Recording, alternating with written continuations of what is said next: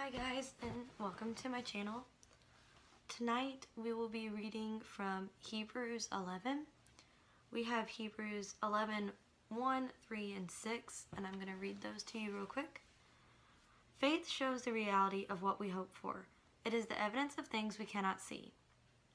By faith we understand that the entire universe was formed at God's command, that what we see now did not come from anything that can be seen.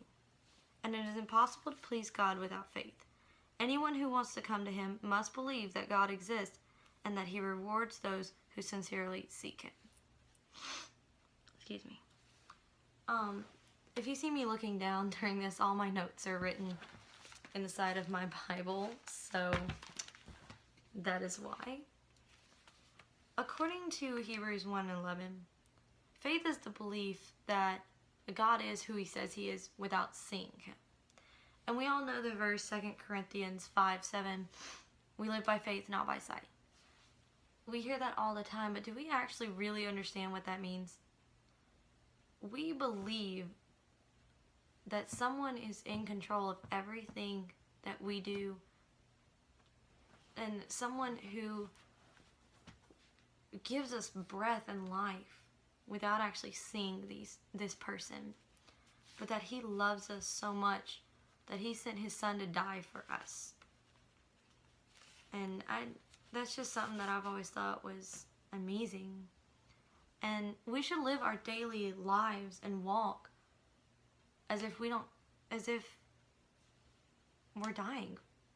And I know that sounds bad, but we should live our daily lives in faith, for we don't know what will happen tomorrow. In fact, we're not even promised tomorrow. And they always say every day you're getting closer and closer to your grave. Or however the saying goes, 1 foot in the grave, something like that. But it's true. You don't know what's going to happen to you tomorrow. In fact, I don't know if this will be the last video that I give you guys. And I would hate to think that it would be, because I love sharing Jesus and I love sharing my faith, and I feel like I'm not done. I haven't shared as much as I could, but God is the ultimate one who can tell us whether we've done His work or not. We have faith and trust that God will allow us to see things that show us His love. Back in biblical times, the greatest act of love that God showed His people was that He sent His Son to die on the cross. And that's even one now, but we don't visually get to see that. We read about it in the Bible, and don't take it the wrong way. It is true. He did send His Son to die on a cross for our sins. And He raised Him again so that we could have new life. But in the daily lives that we have, we don't get to see Jesus walking out of a grave or dying on a cross. We have to look at things around us, like His creation, looking outside at nature, the trees, the living animals, us. We're breathing, living human beings with a brain that has intelligence to do the things we can. Births, new babies coming into this world are one of the greatest miracles that we get to witness. And sometimes we miss it. We're not looking around. And I'm going to say this right now. I am one of the worst. And I know I am. I probably miss tons of opportunities to share my faith with people because of the oh so glorious iPhone. We're constantly looking at our phone, checking our email, checking our text messages. Who uses email anymore? But you get my point. We're always checking our phone or our social status, or did the boy I like my photo? Instead of looking around us and saying, okay, they need help and I can provide that. We're too busy looking down that we don't see what's going on around us. And I know I have this problem, and I'm trying to get better as I say this, filming my video on an iPhone because I have nothing else to film with. But I'm thankful that God gave me a phone that can do my videos and that will allow me to share my faith with everybody. All heroes of faith were strong in their own ways. We might look at one and say, oh, she had faith and had children, but he had faith and almost killed his. I don't remember exactly where I got this from other than a devotion, but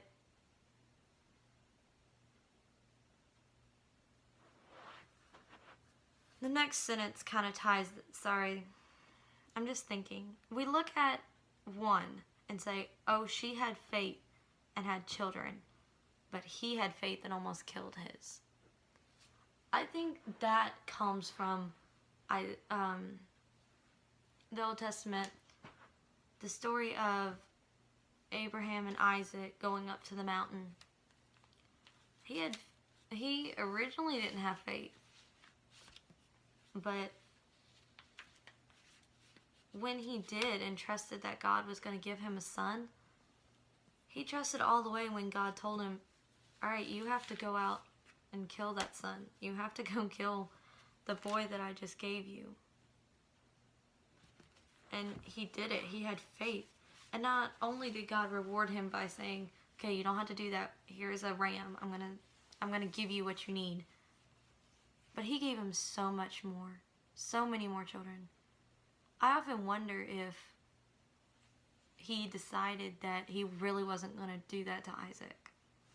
Like if he was just going to stay in his tent and sleep and ignore what God had just asked him to do, would God have taken Isaac and never given them any more children? Would it have stopped there and we wouldn't have had all the amazing things that followed? Would he have picked someone else? We miss our daily opportunities to help people in the ways that we can because we're too busy trying to ignore God's voice telling us what we should do and what he wants us to do. Each hero, and by hero I mean someone who trusted God with everything. Like a hero who, not somebody who wears a cape and saves the day, but one who fully accepts whatever is being asked of them. And they do it without hesitation or without saying, well, don't really want to do that. No, they went all out and did exactly what God asked them to do. Each one had strong faith in their individual circumstance. They trusted that God would provide like he told them he would, and they were shown his mercy and love in their lives. Back to Abram and Isaac. God told him, could you imagine, like in today's world, that would be like someone getting married right out of high school. Let's take the age of 18. Two people get married. And they grow up, and they grow up, and they grow up, and they grow up. And now they're 75, and they've yet to have children. And God one day says, you're going to have children. And you have a child. Your firstborn and only child. And you know that you'll probably never have another one. And God coming to you and saying, all right, that child, I want you to go and kill it. Could you imagine the pain and heartache that you've waited all this time for this child, and God is now saying, all right, I'm taking him back. But he does tell him this: if you will trust me and do what I ask of you to do, I'm going to bless you beyond all measure. Isaac won't be the only one. You'll have more, and you'll have as many descendants as there are stars in the sky. How many times do we miss our mercies and our gifts because we don't want to do what God asked because it's too hard or we don't think it's right? Could you imagine if you actually did what God asked you to do, when He asked you to do it, how much different life would be, how much more blessings we would receive. That's just something for y'all to think about. We should give all our faith to God. If we do, He will provide for all we need. When He said He would do something, He followed through at the right time. Sorry, I gotta change my page. Everyone was flawed in one way or another. They used their flaws to help them believe and strengthen their faith. Faith gives people strength to do other things and to help others around them, but it can also cause pain and death. He looked past their flaws and brokenness to show and to see their hearts. If their heart was good, then the faith that comes from God poured into them. As humans, we tend to blame God when things don't go our way, but when we turn to Him in our hard times, He is faithful to provide all we need. A faithful person is someone who should be there for you in the good and the bad. God is that person. And I want you to think about this. Like, take a piece of paper and take your pen as you're sitting here, and go ahead and pause the video after I'm done talking, and take 10 minutes to do nothing but write down everything that God has given you. Everything that you're thankful for that He has provided for you. And go ahead and pause this. Okay, it's been 10 minutes. I hope you wrote something down, because I'm going to read some of the stuff that I'm thankful for. And maybe you have some of these things on your list as well. But God gave me a roof over my head and a family who loves me. He put me where He needed me the most. I just have to have faith and wait for Him to show me what that is. God shows us things every day, but most of the time we're not listening. But around us, like, just even in the background of my video, He gave me light so I can film this video while it is 11:16 at night. He gave me a comfy couch to sit on, and someone who loves me enough to have provided this couch.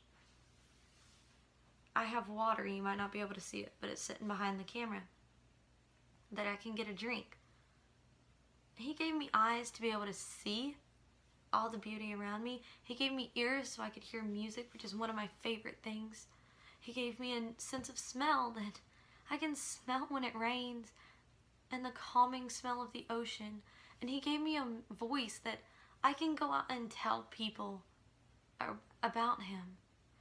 We are provided with stuff every day, but we take it for granted because we don't want to listen to what He has to say. And I'm going to repeat this, and then I'm going to end this video because I want y'all to think about this. So, God shows us things every day. Are you listening, and are you watching? I want you to go about, because I might not get to make another video this week, or because you never know, something might happen, or I just might be super busy and not be able to put up another one. But I want you to think about that every day for a week. Take it for a week. And look around you. Even if you have to take a notebook, something that you can go ahead and write on. And every time you come to a blessing, write it down. Every time you think that God is showing you something or gives you an opportunity to do something, write it down. And at the end of the week, go back and look at all the blessings that you were able to receive or give somebody else. And thank God for those opportunities. I really don't know what else to say in this. I mean, I do. I could go on for another hour, but I know y'all don't want to sit here and listen to them. But I really want y'all to think about that. To look around you and see the opportunities God is trying to give you and pick up on them. Even if that's turning off your phone placing it in your pocket and going about your day and not looking at it. I do it a lot. I just replaced the battery in my iPhone because my old one was not holding a charge. And so there would be times that I would go around without a phone and I would see so many things that I hadn't noticed before. Look for those opportunities and take them when He gives them to you. Well, anyways, that is tonight's Bible reading scripture. I hope you enjoyed this first video that I got to put up. I'm hoping to put up another one soon. And if you like this, please let me know in the comments or in giving me a thumbs up and subscribing so you can get whatever video it might be, because I know my channel is full of random stuff, but it will have a lot of biblical Jesus stuff. So I hope y'all have a great week, and I hope you take that question that I gave you of watching and listening for things. And I'd love to see what happens with you guys this week. And